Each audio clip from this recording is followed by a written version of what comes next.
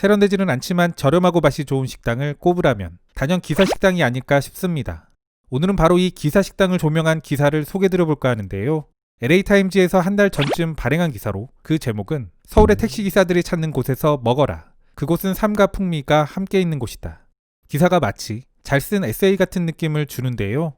여러가지 사회문화적 이슈로 외신에서 우리를 자주 소환하는 이때 저는 이 기사를 보면서 한국인의 진짜 삶에 대해 궁금해하는 사람들이 많아지고 있다는 것도 함께 느낍니다.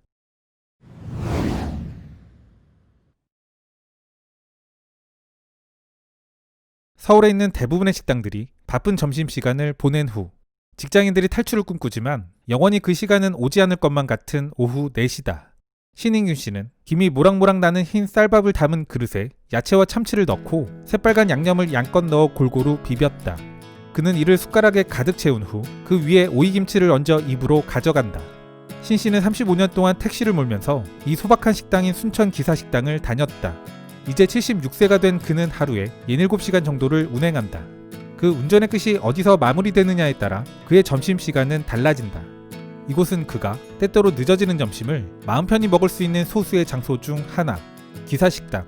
이는 말 그대로 드라이버들을 위한 레스토랑이다.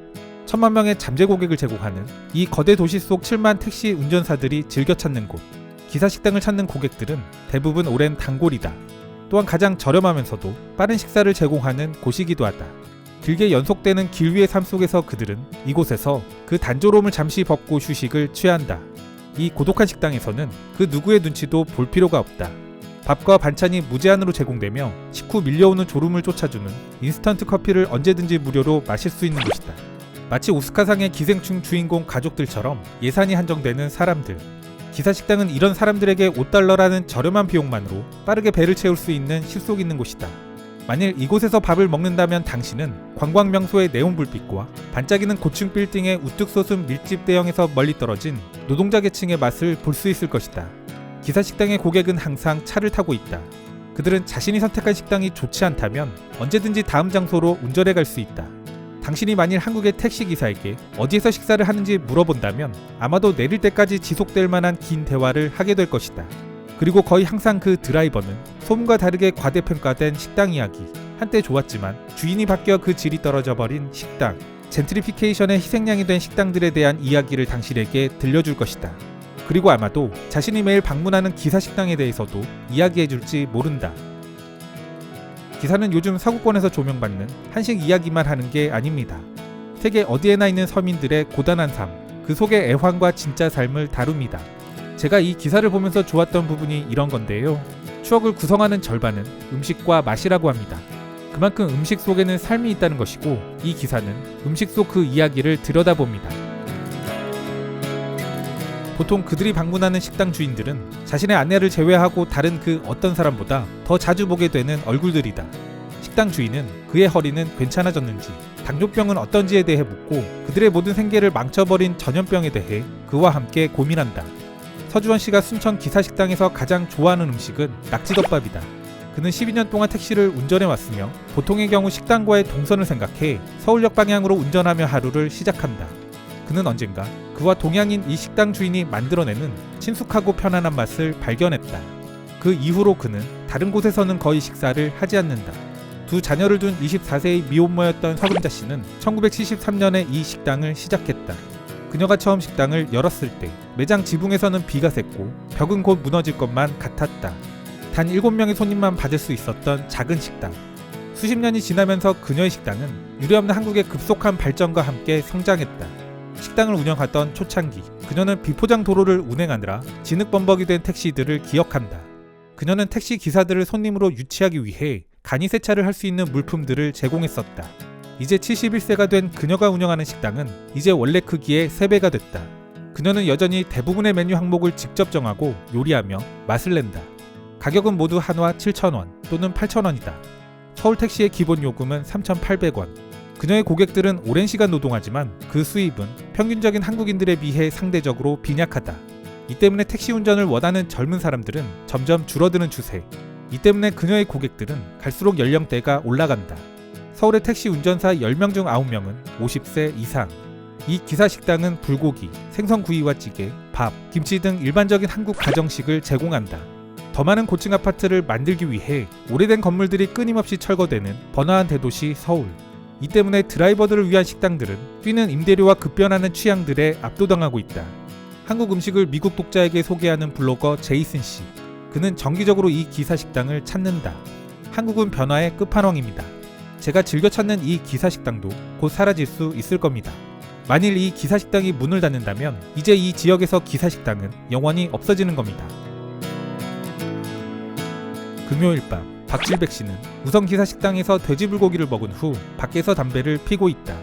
구겨진 흰색 바지에 뾰족하게 정돈한 머리카락을 하고 빛나는 금색 손목시계를 찬 69세의 그는 12시간 근무를 하며 업무의 종료는 새벽 3시다. 근무 시간 중 유일한 휴식을 보내고 있는 그는 영업의 황금 시간대를 기다리고 있다. 금요일에서 토요일로 넘어가는 때, 술에 취한 사람들이 집으로 돌아가는 그 시간대는 택시기사들의 주간 손익이 결정되는 매우 중대한 시간이다. 33년 전 공업용 염료를 파는 사업이 파산한 후 택시를 운전하기 시작한 박 씨는 말한다. 내가 이곳을 오래 다녀서 꼭 집처럼 느껴져. 그는 종종 쉬는 날에도 이곳에서 식사를 하기 위해 일부러 찾기도 한다. 박 씨를 비롯한 다른 택시기사들은 올해 초 한국의 코로나가 절정에 달했을 때 빈 택시를 몰고 불안한 마음을 지닌 채 한산해진 도시를 돌아다녔다. 그들은 5월 초에 나이트클럽발 전염병이 다시 퍼지기 시작하면서 또다시 좌절했다. 문공식 씨는 밥이 담긴 냄비에 호박과 콩, 기타 은행을 비롯한 다채로운 견과류를 넣는다. 그는 이 식당에서 먹는 따뜻한 한 끼가 잠시나마 위안을 준다고 말한다. 수십 년 동안 하루 최대 18시간까지 운전을 했던 문 씨는 일주일에 2-3번 이 기사식당에서 끼니를 해결한다. 그가 찾는 또 다른 기사식당은 서울의 변두리의 산재에 있다. 그는 서울의 남동쪽에서는 설렁탕 가게, 남서쪽은 김치찌개 가게, 서쪽에서는 생선찌개 가게를 즐겨 찾는다. 이번 전염병이 개인적으로 저를 슬프게 하는 건 우리 사회에서 가장 취약한 분들에게 가장 큰 피해를 입혔다는 겁니다. 택시 기사님들도 그런 분들 중 하나일 겁니다.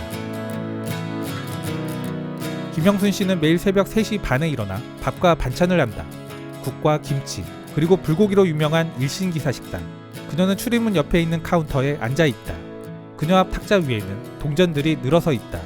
그리고 선반 밑에는 1,000원짜리 지폐 묶음들이 가득 채워져 있다. 운전기사에게 기사식당은 단순히 끼니만 해결하는 곳이 아니다. 많은 가게들이 거스름돈을 구비하고 있어서 운전기사가 은행에 가는 번거로움을 덜어준다. 또한 대부분의 한국 식당에서는 팔지 않는 담배도 판매한다. 그리고 식당 바로 앞에는 잠시 앉아 커피를 마시면서 쉴 수 있는 벤치가 몇 개 놓여져 있다. 그녀는 말한다. 99%는 단골 손님이지. 옛날에 처음 문을 열었을 때부터 지금까지 오는 손님들도 있어. 많은 기사식당들처럼 그녀는 손님들이 식사를 하는 동안 주차 위반 단속에 걸리면 대신 주차 벌금을 내준다. 그들이 4만원의 벌금을 충당하려면 운전하는데 몇 시간은 좋게 걸릴 것이다. 그녀의 아들은 식당 밖에서 주차 단속 차량이 오는지 감시하고 있다. 김치를 넣은 양념된 돼지고기를 끓이는 테이블 위 가스버너. 그 위로 증기가 솟아오르며 풍부하고 달콤한 향기가 가득 찼다. 운전기사는 신선한 상추에 고기와 김치를 부지런히 얹은 후 이를 감싼 다음 입에 밀어넣었다. 손님들 중 많은 사람들은 대용량의 거대한 밥솥으로 걸어가 빈 그릇을 다시 채웠다. 오늘은 일찍 오셨네. 식당 주인은 키가 크고 마른 택시기사에게 잔돈을 건네며 말한다. 그녀는 최근 보이지 않는 다른 동료 단골에 대해 물으며 커피를 뽑아준다. 이를 받아든 운전기사는 이쑤시개를 물며 황혼 속으로 걸어나갔다. 순천 출신의 76세 택시기사 신모 씨는 연말에 잠시 전화기를 꺼두는 것을 고민 중이다. 그의 건강을 걱정하는 딸이 그에게 그만두라고 애원하고 있기 때문이다. 초등학교만 겨우 마칠 수 있었던 가난한 시골 가정에서 자란 그는 군대에서 운전을 배웠다. 그는 먼저 개인 운전사로 일한 다음 택시를 몰면서 2 아이를 키워 대학에 입학시켰다. 그는 과거를 회상하며 말한다. 당시에는 자동차가 너무 적어서 운전사가 되는 건 꽤 좋은 선택이었어. 내가 벤츠랑 캐딜락 다 운전해봤지.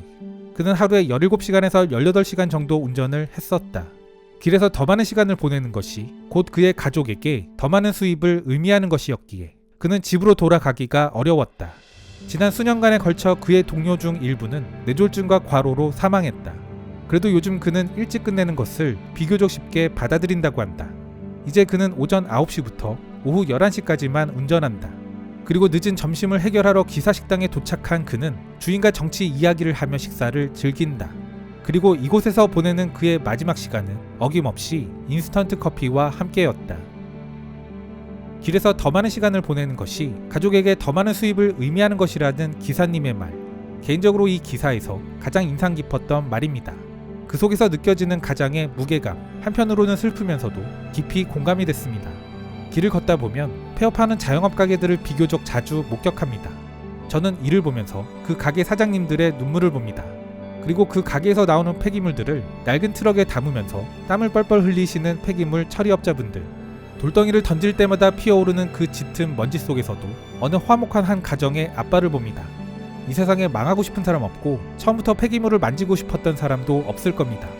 맛이 없어서 망했네, 젊었을 때 놀았으니까 저런 일을 하고 있지 라는 식의 상처주는 말들, 누군가의 삶을 예단하거나 함부로 평가하는 글들을 온라인에서 흔하게 접하게 됩니다. 인간사라는 게 어느 곳이나 그런 사람들은 있기 마련이고 익명성이 이것을 더 극단화시킨다는 것은 잘 알지만 그럼에도 불구하고 저는 이런 말들이 줄어들었으면 좋겠습니다. 오늘도 치열하게 살아내고 있는 대한민국의 모든 아빠, 엄마들, 당신들의 삶이 조금이라도 더 행복해지기를 이 클립을 빌어 진심으로 기원드립니다.